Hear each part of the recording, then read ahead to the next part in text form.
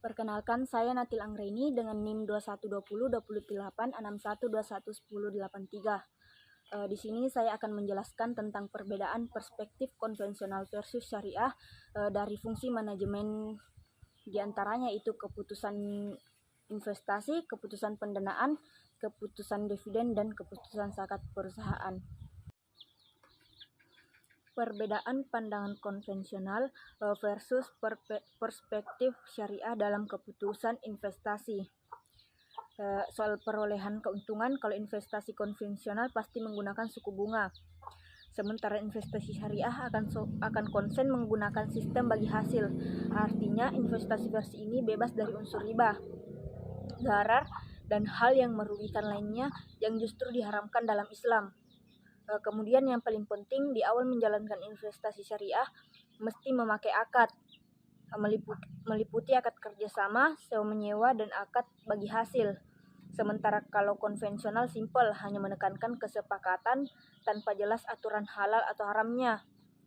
Selanjutnya, perbedaan pandangan konvensional versus perspektif syariah dalam keputusan pendanaan.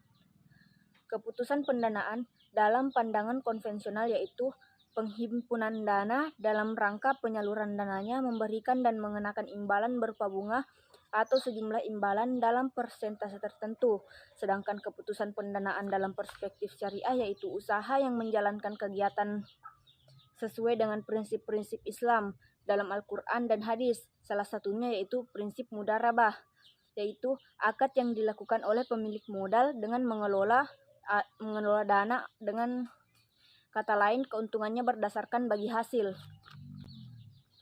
Selanjutnya perbedaan pandangan perspektif konvensional versus syariah dalam keputusan dividen. Keputusan dividen dalam pandangan konvensional yaitu pendistribusian laba secara proporsional kepada pemegang saham sesuai dengan jumlah saham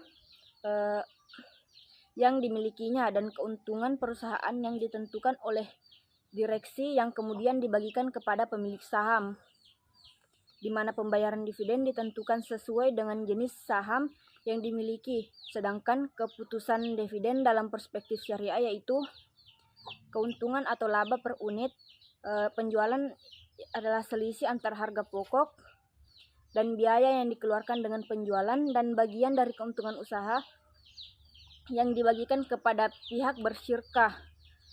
Merupakan suatu hal yang dapat dilakukan dan diperbolehkan oleh syariah, sebab manusia akan mendapatkan apa saja yang telah diperbuatnya. Yang terakhir, perbedaan pandangan perspektif konvensional versus syariah dalam keputusan zakat perusahaan.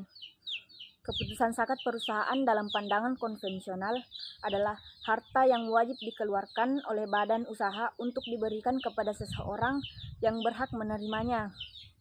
Tidak hanya perorangan, tetapi juga badan usaha yang wajib mengeluarkan zakat.